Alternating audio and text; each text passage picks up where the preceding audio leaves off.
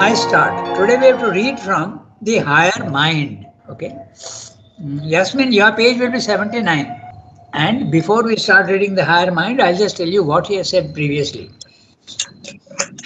He has said, okay, that for any yoga, concentration is absolutely essential. Okay. Concentration is the first condition for any yoga. But for the integral yoga, there are two types of concentrations.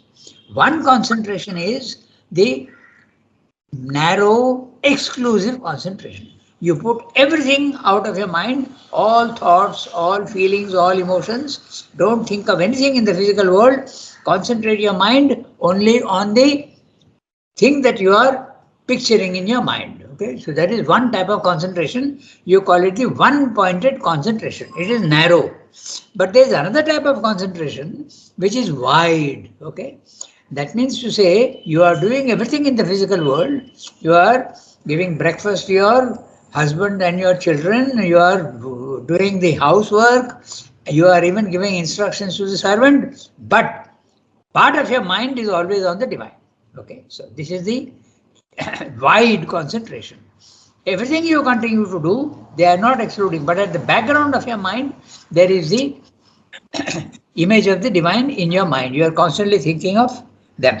So this is, and slowly, what happens is that all the activities that you are doing get percolated. They get the divine interferes in everything. So even if you are doing something wrong, the divine will tell you that this is not the right way. So you will be guided. This is the advantage of the wide concentration. Okay. So the wide concentration is a very interesting one because it becomes very useful in life. If you do the narrow one, you reach a very high level of consciousness. But then when you come down into your consciousness leaves the body mind life and goes up. It's like going from the ground floor to the first floor. And you don't know what's happening at the ground floor level when you are on the first floor level. But the first floor level, the view is wonderful. There is open sky. You can see everything. You can see all around you. The amount of knowledge you have about your surroundings increases. Okay.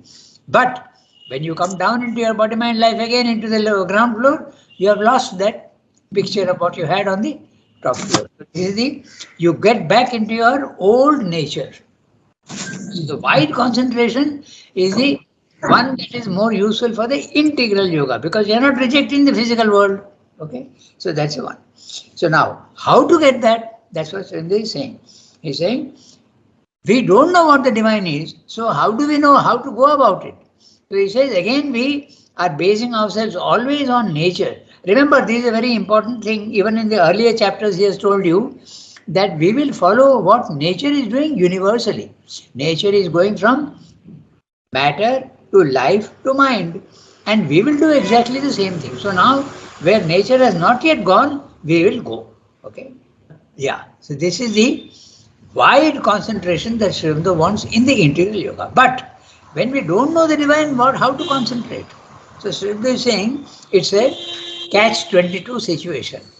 You don't know what the divine is, but you have to concentrate also. So it's the chicken comes first or the egg comes first.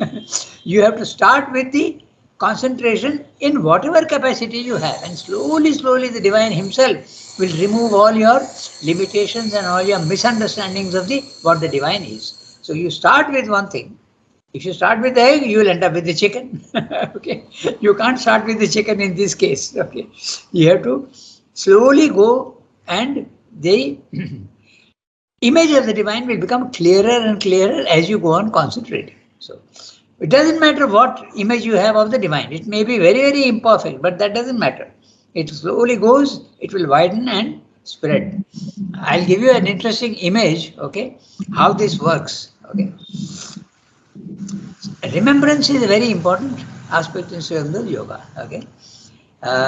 Many of you have gone to the tennis ground, so you know, okay, there is a grass patch on the eastern side of the basketball courts. There is a grass patch, no? A narrow grass patch. But when they started on the southern side, they also wanted to make a grass patch which is going up to the boxing ring level. Okay, there. So what they did, they don't put entire grass cuttings, they don't put. That is what Pallu's husband he does. Okay, they actually grow the grass, cut it up into small squares, and then place it wherever they want to. That's one way. But this way, what they did in the tennis ground was put one patch of grass in one place, then 1 meter away you put another patch, another patch. So there are big gaps. Okay.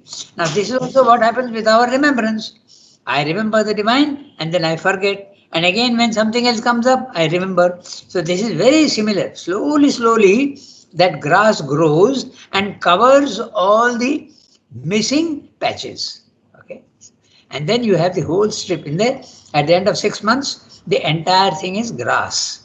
So this is exactly also how you remember the divine in bits and pieces. Okay, I'm coming out of the house. I remember the mother and say, in this horrible Pondicherry traffic, please be with me. Okay. Then when you are eating, about to eat, again you remember the divine and offer the food. When you are about to sleep, you do. So these are all points at which you remember the divine. But these points will slowly start becoming not points but even planes. Okay. It will cover the whole day.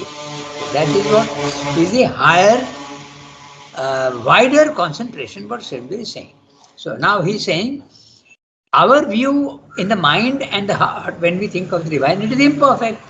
So we should use nature's method, but not nature at her lowest. We have to use nature at her highest. So which is the highest nature in man? Not the mental man, okay, not the mental normal mind of man, but 1 degree above. That's a higher mind. That's what we are going to read today. And what about the heart? Those who are approaching the divine through the heart, not the vital, which is the surface vital, but the deeper element, and that's a psychic being. So these are the two grappling hooks he has told you in the previous one. You have to use these two. Okay, I don't know what the higher mind is. How do I do it? Try to silence your mind. Ultimately, you will succeed and go to the higher mind. What about the psychic? Through love and devotion and self offering and remembrance. Then that will take you to the higher mind, the psychic being. So, horizontally, psychic being, vertically, the higher mind. Okay. Now, in this paragraph that we are going to read today, he is going to describe to you what the higher mind is. All right. So, we start reading. Who has to read? I can say. Hello, I think you have not read for a long time. Today you read. Okay, Ranganath, merci. The higher mind. The higher mind in man is something other, loftier, purer, vaster, more powerful than the reason or logical intelligence. The animal is a vital and sensational being. Man, it is said, is distinguished from the animal by the possession of reason. But that is a very summary, a very imperfect and misleading account of the matter. For reason is only a particular and limited utilitarian and instrumental activity that proceeds from something much greater than itself, from a power that dwells in an ether more luminous, wider, illimitable.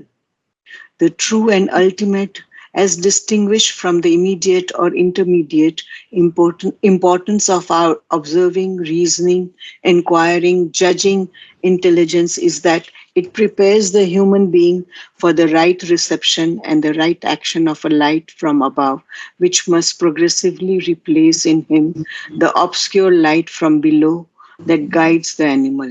The latter also has a rudimentary reason, a kind of thought, a soul, a will, and keen emotions. Even though less developed, its psychology is yet the same in kind as man's. But all these capacities in the animal are automatically moved and strictly limited, almost even constituted by the lower nervous being.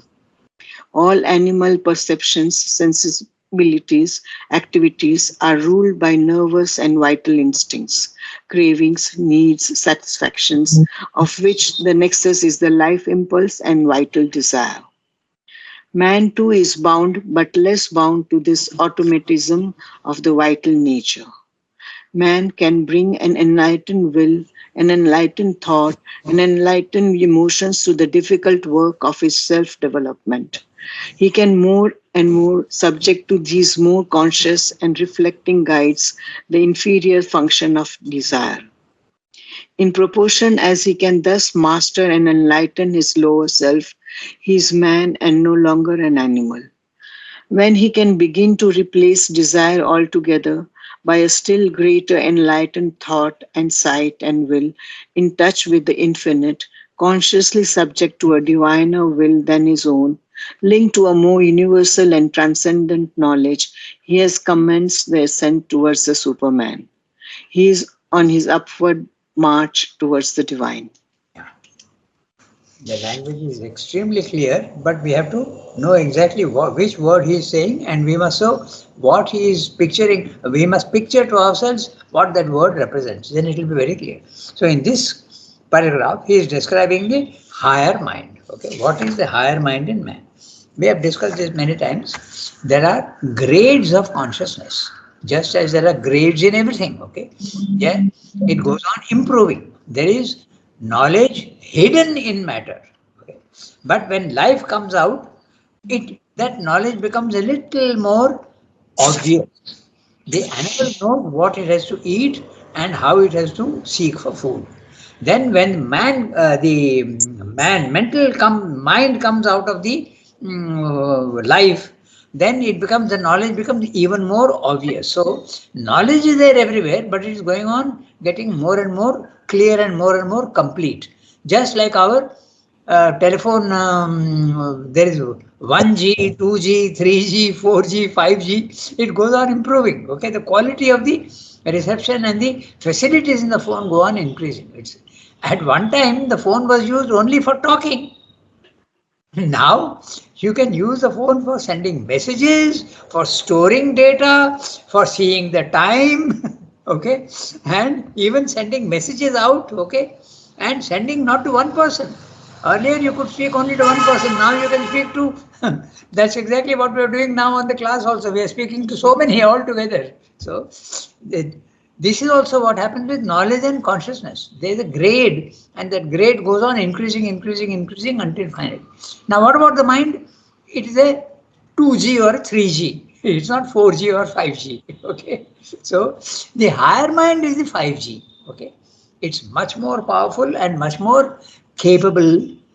Okay. That's what he's describing. So, you have to, how do you get to that higher mind? By silencing your mind, removing all thoughts, make it absolutely calm and quiet. So I start reading each sentence. The higher mind in man is something other, loftier, purer, vaster, more powerful than the reason or logical intelligence. Okay, so reason and logical intelligence. He's using the word or, a slight difference between reason and logical intelligence. Okay. Some sort of reason is there even in the animal, and logical intelligence is you use logic as an instrument, as a result of reason. You have the rationality in you and you use it for coming to conclusions. Now, what about the animal? The animal is a vital and sensational being. There are two words he is using, vital and sensational. Vital refers to prana, the life element. Sensational refers to the body. You have sensations in Senses. body. Okay, is the the vital is the higher vital and lower vital. You can also say, and the sensational being is the nerves. It's the nerves that give you sensations. If the nerves are not there, there will be no sensation. So, what are the nerves? The nerves is matter.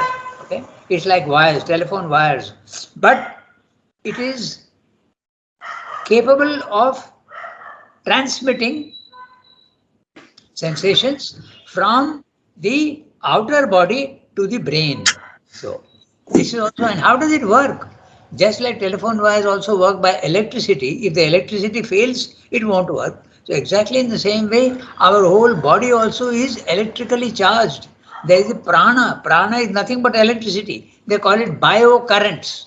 Okay, and it carries, because of this power is there, the nerves carry. So that's a sensational part. Okay. It's very interesting. Your whole body is actually a battery. It is producing electricity, but electricity is the form of prana. It may interest you to know that in some cases when yogis are going into a higher consciousness, there can be electrical phenomena. Okay, in one case, his name was U.G. Krishnamurti. You may not have heard about him. U.G. Krishnamurti was a sort of minor guru, if you want. Many film stars used to be his disciples. So there is an incident in him when he is lying in the bed. His wife is seeing electrical lightning like discharges from his body. You may find this very funny, but if I tell you that the electric eel has got also electricity in its body, and if you touch it, you will get a tremendous shock. Okay? So electricity is there everywhere, prana. Okay. Now, what about the firefly?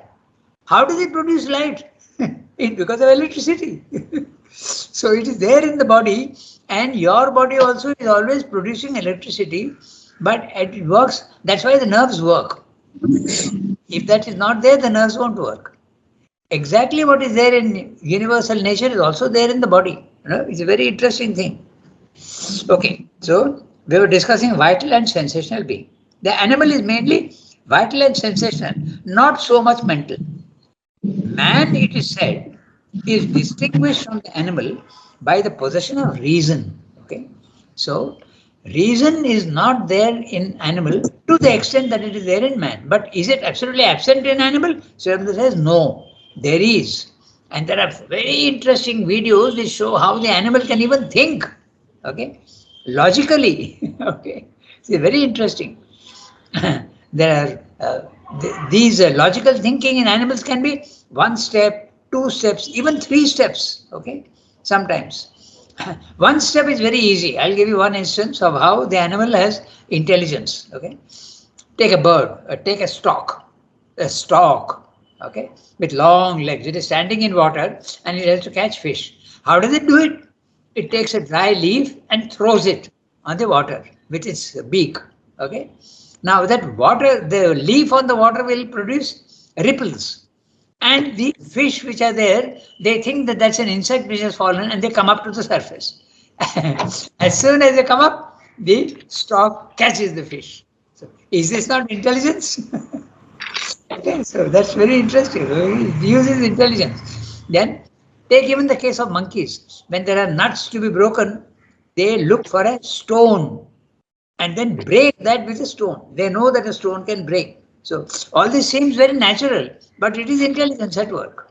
Okay. So the chimpanzee loves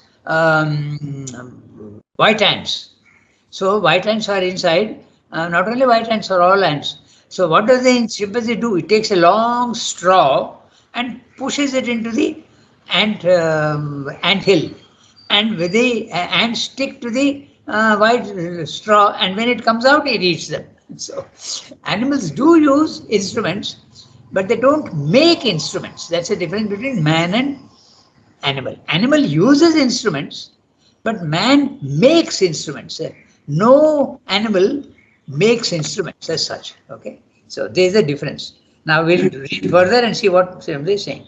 Ranganath, it seems the chimpanzee also wets the straw before putting it in the mouth.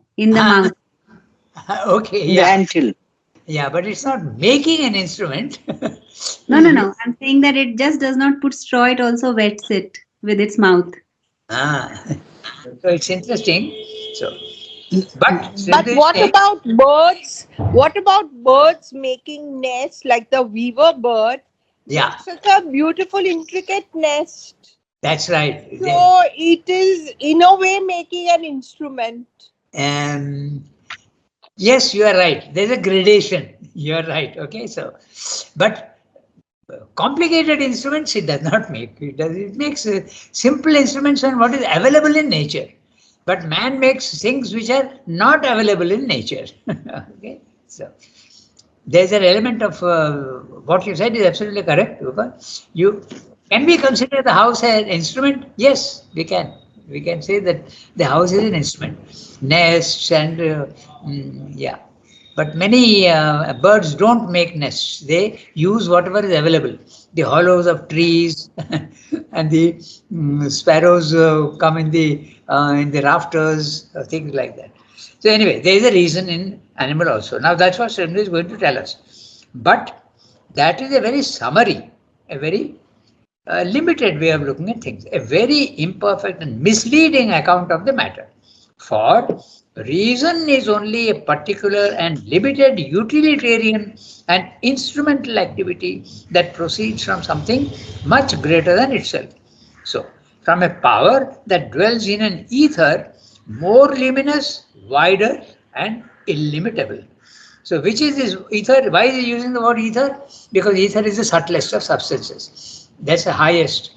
Ether, air, fire, water, earth. So, our mind is at the air level, air and fire level. Okay, that's the mind. The water is at the life level. Okay, and earth is at the material body level. So it's at a higher level. Our mind is actually coming from there. It's coming from there, and it takes a certain grade. Just as I told you, the gradations of 1G, 2G, 3G, 4G. So our mind is, let us say, 2G and 3G. It is very useful, and we can use. But there is a much better way of it's coming from there. Okay, so, but that's a very summary. For reason is only a particular and limited utilitarian and instrumental activity. Utilitarian, note the word, very useful in life, the mind. Okay, an instrumental activity that proceeds from something much greater than itself. And what is that much greater than itself? The spiritual planes of consciousness. Higher mind, element mind, intuitive mind, and overmind. Okay, it's coming from there. But when it comes down, it gets distorted and limited. Okay, that's what he's saying. Then a power that dwells in an ether more luminous, wider, and illimitable. The true and ultimate, as distinguished from the immediate or intermediate importance of our observing, reasoning, inquiring, judging intelligence. The normal intelligence of man, what are its functions? He is listing very clearly. It observes, it reasons, it inquires, and it judges. This is what the normal mind of man is. Okay, it observes, reasons, inquires, and judges. But this is an immediate in the sense that it is available to you. It's immediately available to you. The higher mind is not available to you. That's not immediate. It is far away. Or intermediate. Why he is saying intermediate? Because there is a physical mind and a vital mind, and your pure mind is only an intermediate, because there is a higher mind, element mind. It's in the between. That's why it is intermediate. Okay. So Vedanta is very, very clear. Look at the words he is using. Okay. Immediate and intermediate. Importance of our observing, reasoning, inquiring, judging intelligence is that it prepares the human being for the right reception and right action of a light from above, which must progressively replace in him the obscure light from below that guides the animal. The obscure light from below is the physical mind and the vital mind, which the animal has. But the pure mind, reason, has to replace that in man. And what does it do? It prepares you for a higher life. It makes you fit for a higher life. Your understanding increases. That's why. Okay. The latter also has a rudimentary reason. Latter, the animal. Okay. Latter has a rudimentary reason, a kind of thought. That's what we discussed just now. So many animals use thought. Okay. A soul, a will, and keen emotions. Keen emotions. Animals also have very fine emotions. Dogs can show love, which is sometimes even more striking than human beings. Okay. Loyalty. Okay. Love. They can show. It's fantastic. Animals can even show jealousy. Okay, those who have cats and dogs in their house, they know that animals even exhibit jealousy. So, okay, so they're guide. The latter also has a rudimentary reason, the kind of thought, a soul, a will, and kind. Note the word soul, not the psychic being. It's a soul. Soul is a divine presence, unformulated. It is not yet taken shape, form, and features. Okay, it's a very general, vague divine presence in the animal. Okay, so a will definitely it has, because it seeks food. Okay, it seeks water, so it has a will. Okay, and keen emotions. In fact, Aurobindo says that in the animal, the emotions are even more keen than in human beings. Why? Because in human beings, mind is superior to the emotions and therefore it blunts the emotions to a certain extent. But in the animal, the mind is not there, so there is no blunting of the emotions. Okay, so that's interesting what he's saying. Where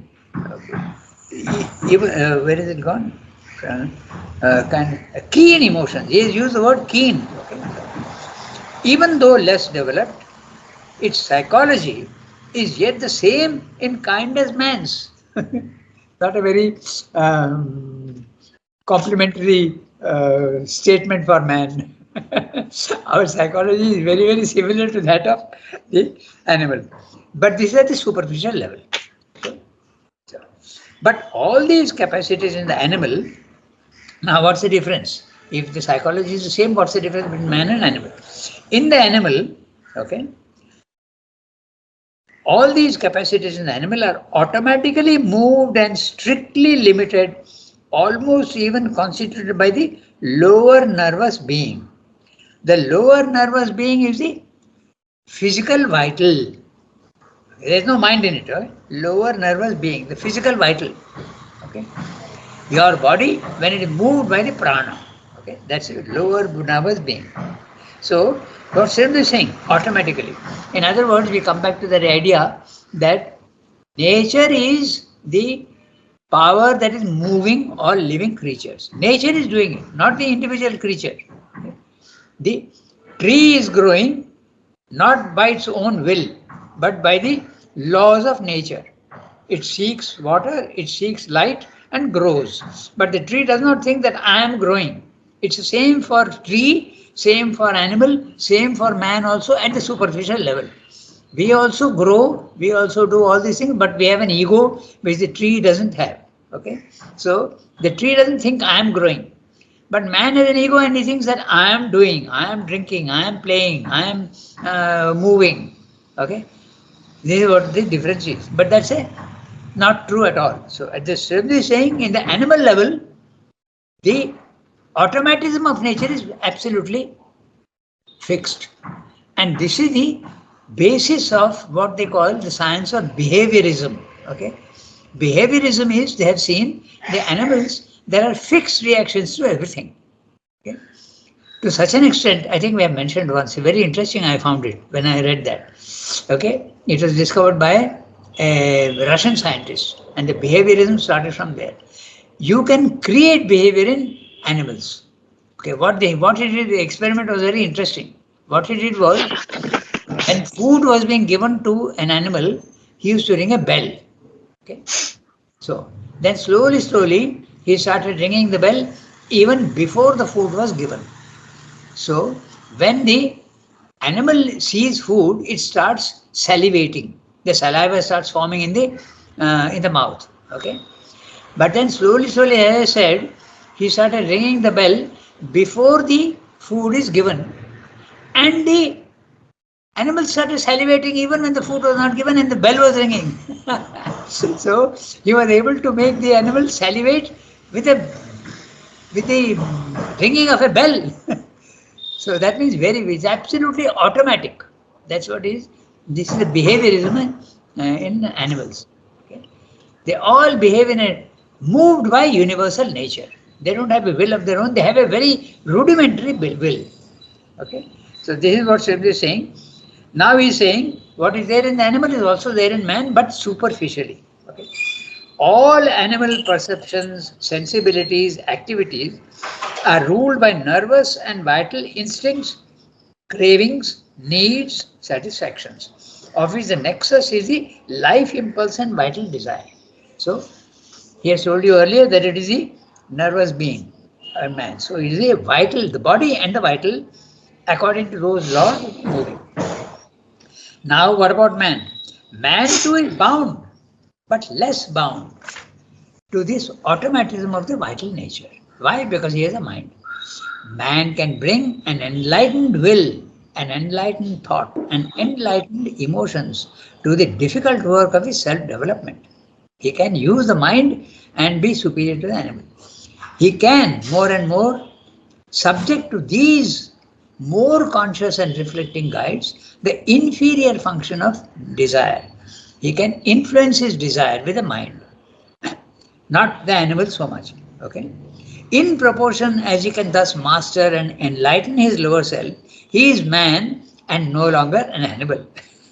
So, the moment he starts using his mind for controlling his lower parts, then he becomes more man and less animal, he say. Okay.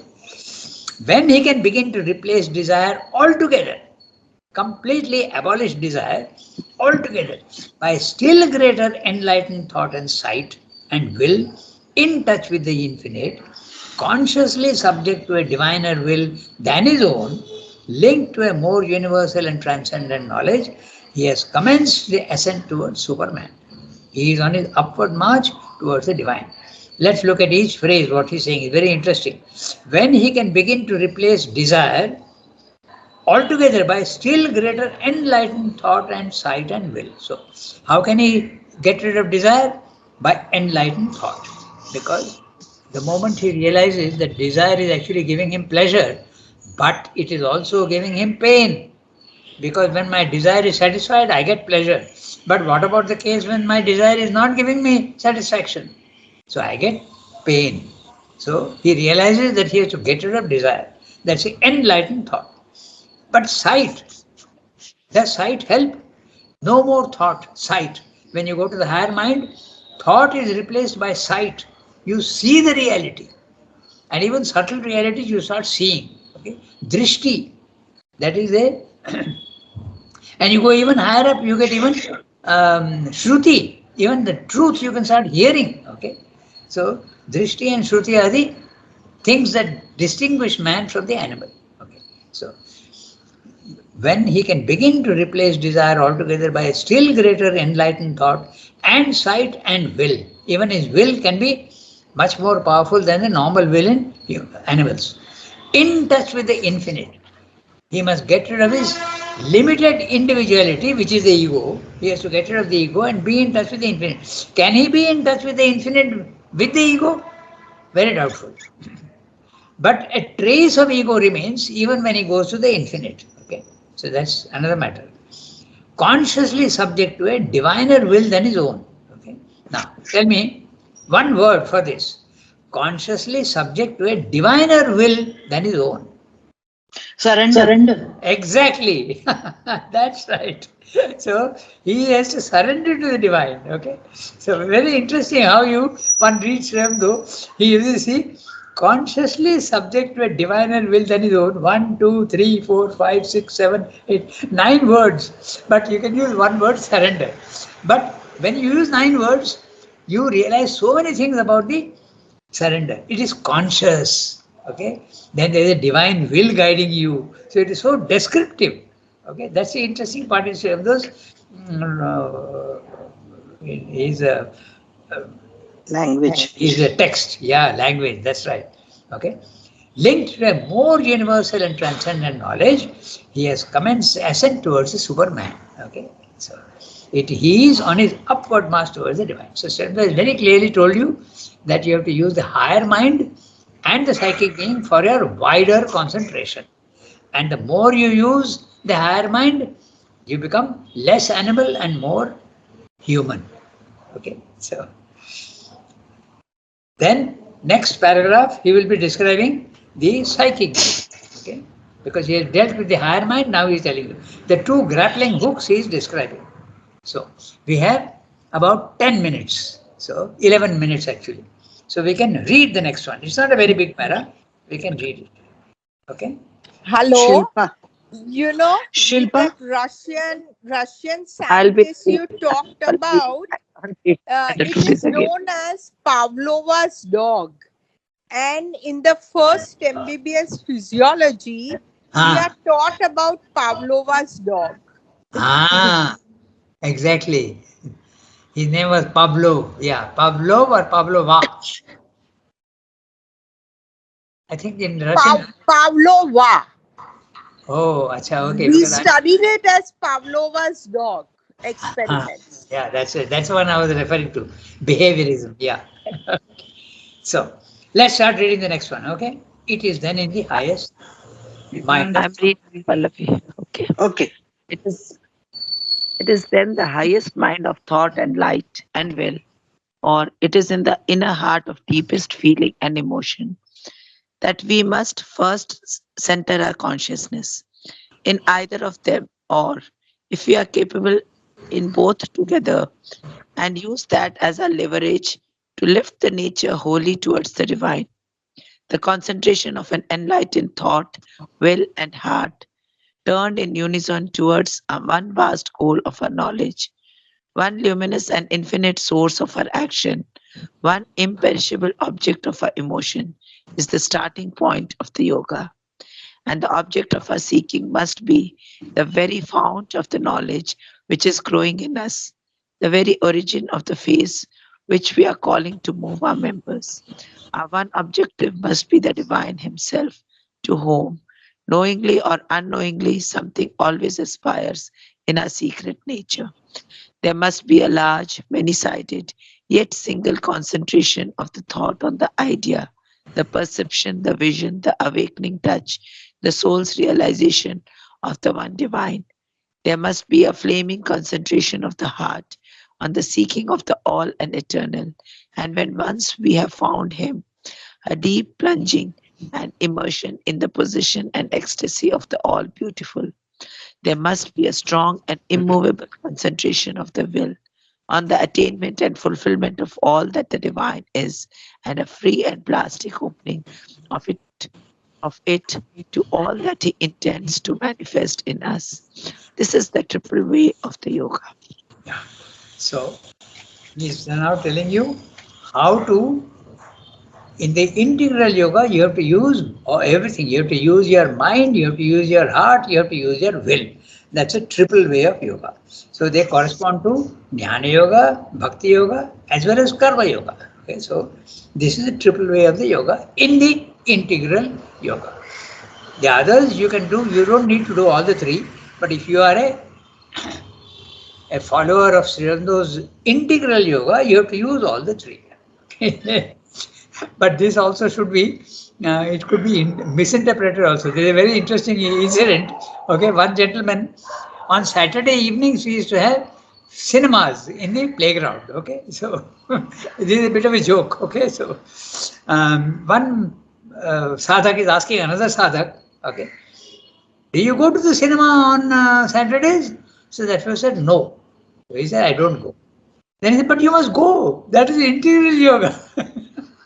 You must go to the cinema. So certainly that's not very correct interpretation of the integral yoga. You have to use your mind, you have to use your heart, and you have to use your body also for the karma yoga. That is integral yoga. Now, we have got 6-7 minutes. I'll go through. It's very easy what he's saying, so we'll go through quickly. It is then in the highest mind of thought. The highest mind of thought at present is the higher mind. There are many higher than that, but he's talking only of the higher mind. Above the normal human mind and light and will, or it is in the inner heart of deepest feeling and emotion, not the outer heart or even the slightly inner heart also, but even the inner heart of the deepest feeling. So there are three levels of the vital. There is the surface vital, then there is the inner vital, which is in the subliminal. Okay, the inner vital is much, it is capable of pure emotions. The surface vital is not capable of pure emotion. It can have emotions, but they are usually mixed, and there are a lot of dirty emotions also. But in the inner, it is much better. But the best and the deepest is the psychic being, where there can be absolutely no question of any dirty emotions. Absolutely not. What are the dirty emotions? Hate, anger, okay, jealousy, envy, all these are dirty emotions. They are all belong to the vital. So Sridhar is saying either in the higher mind or in the vital, you concentrate. The deepest feeling of emotion that we must first center our consciousness. We have to center the consciousness in either the mind or the heart. In either of them, or if we are capable in both together, and use that as our leverage to lift the nature wholly towards the divine. He has told you grappling hooks. So lift the divine. Okay, lift ourselves to the divine. The grappling hook. We discussed that. Very interesting phrase. Okay. Now, many sadhaks are asking, Sri Aurobindo, should I concentrate in the mind or the heart? So Sri Aurobindo says, whatever is natural to you. It depends on your nature. Somebody can concentrate in the mind between the eyebrows, okay, in the forehead, just above the two eyes. You concentrate there at the center, what usually you call the third eye, okay. Then you concentrate either in the heart, okay. That's the solar plexus. Behind the deep inside is a psychic being. So either of them, or if you can do both together, fine. So much the better, okay. The, the concentration of an enlightened thought, will, and heart turned in unison, in total harmony, all the three together. The word unison is very interesting. It is not unity or unit, it is not that, okay? Unison is singing all together in the same tune, okay? That is unison. We have a French, we used to sing a song when we were children, we were taught. Unisono voix dans la joie. So everybody has to sing in the same pitch. So, in other words, the mind and the heart and the will must also be in perfect harmony with each other. That's what it is. Towards one vast goal of our knowledge, one luminous and infinite source of our action, one imperishable object of our emotions is the starting point of the yoga. So, mind, heart, and will must all concentrate on the divine, who is the object of the yoga. And the object of our seeking must be the very fount, the origin of the light which is growing in us. Note the word growing. There is a gradation always. Okay, there is no end to the gradation. It goes on and on, which is growing in us. The very origin of the force which we are calling move our minds. Okay, so our one objective must be the divine himself, to whom, knowingly or unknowingly, even when you are not doing conscious yoga, your soul is, through many, many lives, unknowingly pushing you towards the divine. Okay? Knowingly or unknowingly, something always aspires in our secret nature. There must be a large, many-sided, yet single concentration of the thought on the idea, the perception, the vision, the awakening touch, the soul's realization of the one divine. So, the idea of the one divine can come in many ways. It can be through thought or the idea, or you may have perceived something. Okay, you may have had a sensation of something descending into you, or you may have had a glimpse of the divine. Okay, there are many people who have visions at night. When they are sleeping, they have visions, and they see that they are absolutely realities. Okay, then the vision, the awakening touch. Sometimes you can get just a touch of ananda or of power. Okay, the soul's realization of the one divine. Now, there must be a flaming concentration of the heart on the all and eternal, and when once we have found him, a deep plunging and immersion in the possession and ecstasy of the all beautiful. So, there must be a strong, immovable concentration of the will on the attainment and fulfillment of all that the divine is, and a free and plastic opening to it. Note the word plastic. In the integral yoga, it is plastic. In the other yogas, it is narrow and effective. It is very effective, but it is not plastic. Okay, you get to one aspect of the divine. But in the integral yoga, you can have, if it is plastic, you can have many aspects of the divine together. But it is much slower and much more difficult process, but more satisfying when you get the result. Attainment and fulfillment of all the divine is, and a free plastic opening of it to all that he intends to manifest in us. Note that each individual, there is a different intention. Okay, someone is supposed to be an instrument for this, somebody is supposed to be an instrument for that. So it can be different things for different yogis. Okay, so it's very interesting. Each one has got a different function, and according to that, it happens. I'll just give you one or two examples. Immediately you will see what I'm saying. Okay, intents. The divine is intending something through each one individually. It's not the same in everybody. So, in Sri Aurobindo, he has to, his work in the physical world is to bring down the supermind. Okay. Raman Maharshi, somebody asked him, Srindu is saying that you must be able to go to the even beyond the nirvana experience. So Raman Maharshi answered very interestingly. He said, there is absolutely no impulse in me to go to a higher level than what I have achieved. Okay. So, in other words, the divine has done this and he becomes a center of propagating and illuminating so many all over the world. There are many, many interesting cases where people who don't even know him, okay, in America, in South America, in Europe, they get attracted by his teachings and then they come to him after he has passed away, long after he has passed away. So his function was to spread the spiritual message. Okay. Take even other things. The famous Sai Baba or Shirdi. Okay. He was a very, very ordinary person, but he was a divine incarnation. He had a realization. Okay. And he had many, many disciples. But he was, if you look at his photographs and all that, you will see how not interested in the world at all. So different intentions, the divine intends different things in different people. Okay. What about Vivekananda? Very clear. The intention of the divine was take the message of Advaita to America and the West. They need it. So that was his intention. So, intention. The divine intends something in you, and the moment you contact him, you know what the intention is. Okay. So, we have crossed our time. So, we stop here. So, this is the triple way of the yoga. All the three: Jnana Yoga, Bhakti Yoga, Karma Yoga. We stop here today. Yes, Ranganath. Merci beaucoup. Merci. Bonne journée. Bonjour, same to everybody, all of you. It is very interesting to practice. Thank you, Ranganath. Bye.